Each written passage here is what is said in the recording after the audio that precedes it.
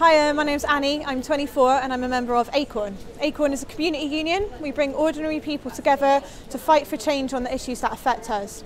And recently we've been fighting around housing issues, around the lack of social housing, around the bad conditions for private renters in private tenancies, and today we're helping people register to vote. As an organisation fighting for the rights of private tenants, we've all experienced firsthand the detrimental effect of housing policy on ordinary people in Britain today. The housing crisis has been getting worse and worse across the last 7 years of Tory government. We've seen homelessness rising at an exponential amount. We've seen the lowest on record amount of council housing ever built, and we've seen the private sector explode, with private landlords and agencies being able to charge extortionate rents and extortionate fees just because no one's got any other option. This is stopping many people from being able to access their own home, and consequently lots of people are stuck in temporary accommodation or are living on the streets.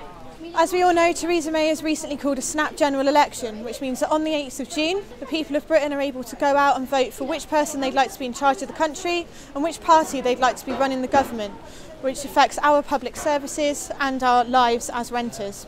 We're running a stall today as part of our voter registration drive. After the snap election was announced, ACORN thought it was really important to ensure that this election everybody had a say, regardless if they have a house or whether they have no fixed abode. So that could be homeless people, women living in refuges, or people who live in travelling communities that are normally excluded from voting because there's complicated forms to fill out. Over the last few years, ACORN has been campaigning to increase social housing building across the country, and especially here in Bristol we've been campaigning against some of the disgusting conditions that private tenants have to live in and the extortionate amounts they have to pay in order to get into a house and pay rent every single month. These problems for renters on a day-to-day basis can be affected depending on which government is in and the housing policies that they choose to enforce.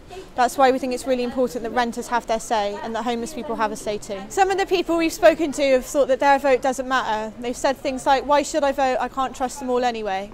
But as one of the blokes that I signed up at the soup kitchen said the other night, we can see that voting changes things. Over the last 5 years, the number of people using this place must have doubled. Last time voting changes things for the worst, and hopefully this time we can change things for the better. We're also using this opportunity to talk to people about ACORN, our campaigns, and encourage people to get involved in their community and their workplace unions.